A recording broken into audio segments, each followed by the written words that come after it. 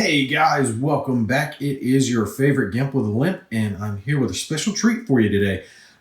Touching on a couple of the War Game Journal, War Diary. This is one of the newer series of war game magazines that you can get.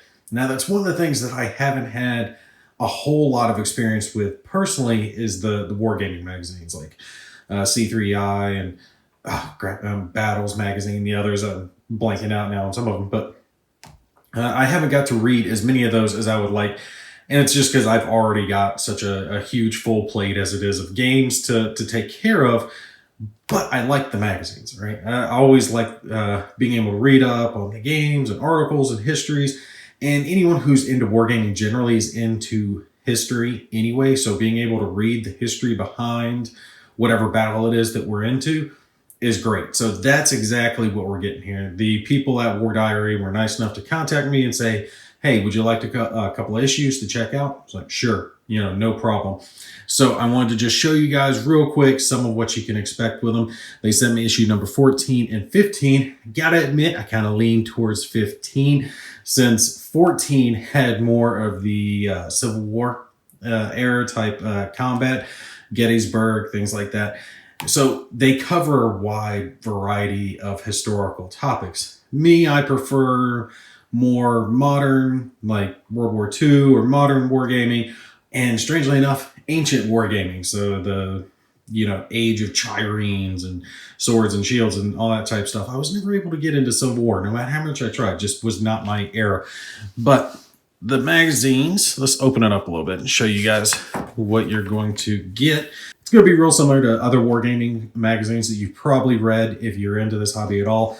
It's kind of nice, gives you a little prelude of what's going on in the magazine, and it looks like they always have a game giveaway that they have going on. So these are a little different. I'll go ahead and hit the big question early on because I know some people are going to be curious about that, because you notice this is just the magazine itself. There's not a game attached to it, and most of these war games have a small war game, solitaire game, or a small little competitive game included with them. This one actually does something different. I think they've got the bigger, I should have left it on the page, bigger thing, article, explaining it in this one. Let's see if I can find that page that I'm looking for. Yeah, here we go. War Diary subscriptions. So when you subscribe to this magazine, which is, I want to say it's like 35, 36, somewhere around there, you get 3 issues, all right, for a year, all right? But you also get to pick one of the Battles on Demand series from Lock and Load Publishing. So you do get the games with the subscription that you're used to, but you're actually getting a boxed game instead of just like a folio or a magazine game. It's a little step up in quality, I would say. So props to them on that. I think that's a good way to go with it. Partner with a gaming company, gets them a little attention. Plus, the subscription does discounts as well. You get a code for a discount on Lock and Load Publishing and Revolution Games, 25% code that you can use with any of their games, but that's on top of the free game.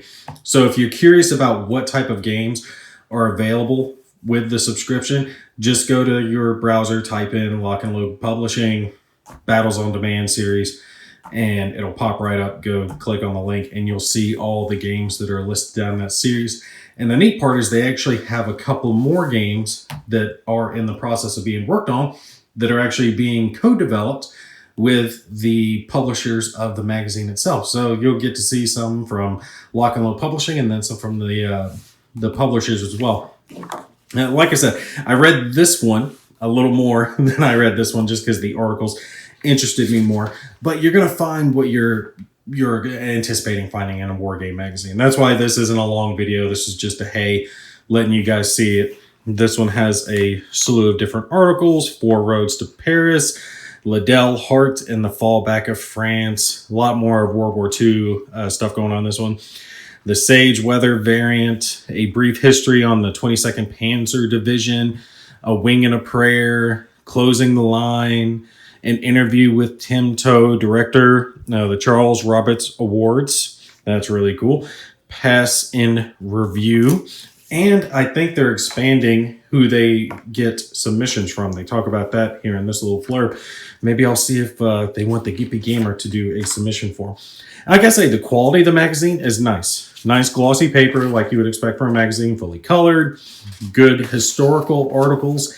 And I like how they have like the historical blurb and then they got the bits and the pieces associated with the game. So you're getting that little bit of history and you're getting the gaming crap that you're into, right? All the different stuff that you're looking for.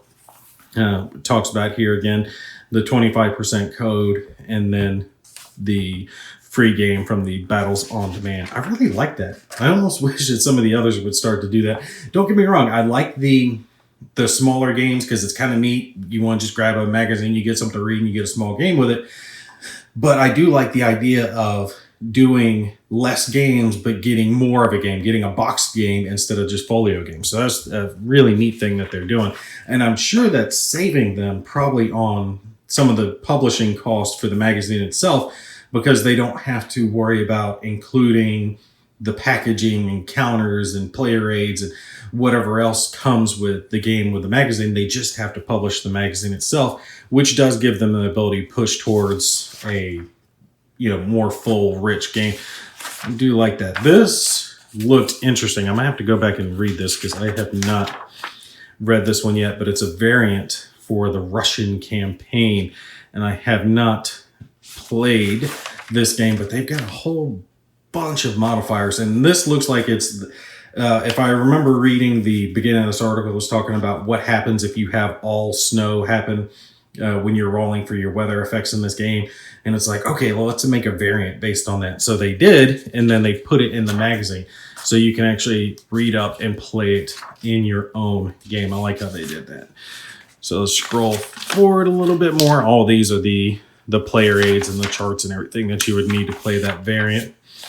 This is all about the history of the 22nd Panzer Division. Little graphics showing how they were organized. A little map of where they were fighting. I'm not sure what this part is. Tank types. Oh, all the different tank types that they had. Oh, that's really neat. I like that. Yeah, if you're into history at all, this is probably going to be an easy choice for you. Little advertisements for the other game companies. This one I really liked. I liked A Wing and a Prayer. I covered this a while back, and I really enjoyed this game. And this article is actually talking about some updates they did to this. So I might actually have to talk to my buddies over at Lock and Load and see if I can get another copy of A Wing and a Prayer, because I think I traded that a little while back after I covered it. But now they've updated it and changed it to the 2.2 version. And it's supposed to be really awesome now with the changes they made. And I liked it originally, so now with an upgraded game to go with it, like the rules have been upgraded, I really probably have to try it again. So many things I got to get on my table, man. I'll tell you. Crossing the line. Oh, I'm going to butcher this. Aacchen. Aiken? Aiken? Aiken. I'm going to go with Aiken. You guys put it in the comments how bad I'm butchering that. Historical article shows the game map, the counters, all that good stuff. So, yeah, it's a game magazine, right? It's not hard to grasp, but I do like the articles, right? I think they've done well with it. I like the people they've got submitting to it. Like I said, I think I might talk to them, see if I can submit a little something myself to it. World at War 85, freaking awesome.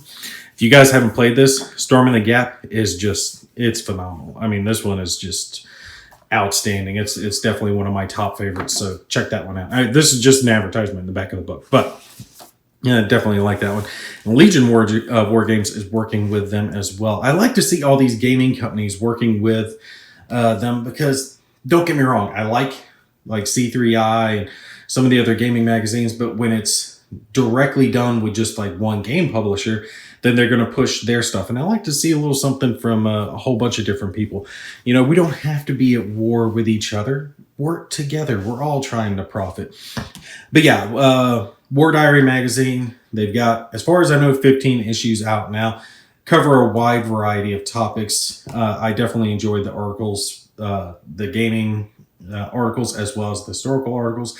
They cover a little bit of everything. Plus, you get the free box game with the subscription, and it's not too much. I mean, the subscription for the year for this, I think, is the amount that some of the other gaming magazines cost per subscription. So not exactly a bad deal as far as price wise. Oh, I do need to mention though, if you're overseas, if you're not US, then I think the price for the subscription goes up to 48 just because of the higher shipping costs. So do keep that part in mind. But other than that, yeah, definitely good magazines, good quality, nice games that actually come with them as well. Ooh, I missed this article. Peloponnesian War. I got that one. I haven't had a chance to cover that yet. This one, if you guys don't know, it's got an interesting system in it where it flips back and forth. So it's like a solitaire game that you're playing one side and then you have to flip and play the other side. If I remember right, I do have that one. I know I've got to get it to the table. There's so many I got to get to the table. Definitely a good one. And it's by Mark Herman. So it's not like you don't know that it's going to be a good game with that name behind it. All right. But anyway, that's going to be it. Like I said, just a quick video so I could show you guys these magazines real quick. Let you guys get a peek at them. Feel free to put any of your comments or questions down below. You guys take care. I'll catch you in the next one.